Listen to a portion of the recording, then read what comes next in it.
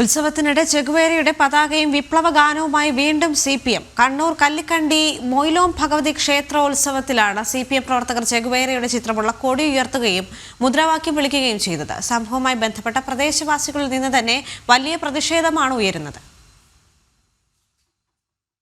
കഴിഞ്ഞ ദിവസമാണ് കല്ലിക്കണ്ടി കാവുകുന്നത്ത് മൊയ്ലോം ഭഗവതി ക്ഷേത്രോത്സവം നടന്നത്.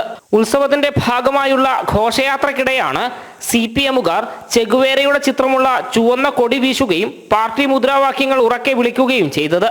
ഇതോടൊപ്പം വിപ്ലവഗാനങ്ങൾ ആലപിച്ചുകൊണ്ടായിരുന്നു ഉത്സവ ഘോഷയാത്രയിൽ സിപിഎമ്മുകാർ അണിനിരന്നത്.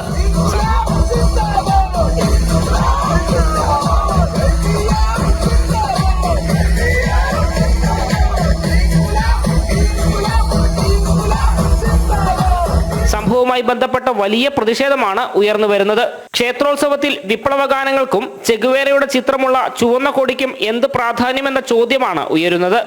ക്ഷേത്രോത്സവത്തെ മനഃപൂർവ്വം അപമാനിക്കാനാണ് സിപിഎമ്മുകാർ ശ്രമിക്കുന്നത് എന്നാണ് ആരോപണം. നേരത്തെയും ക്ഷേത്രോത്സവങ്ങളിൽ സിപിഎമ്മുകാർ വിപ്ലവഗാനങ്ങൾ ആലപിക്കുകയും കൊടി വീശുകയും ചെയ്തത് വിവാദത്തിലായിരുന്നു.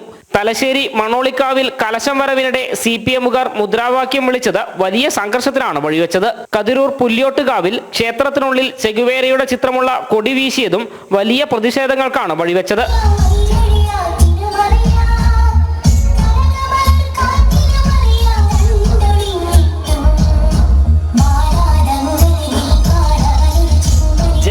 കണ്ണൂർ.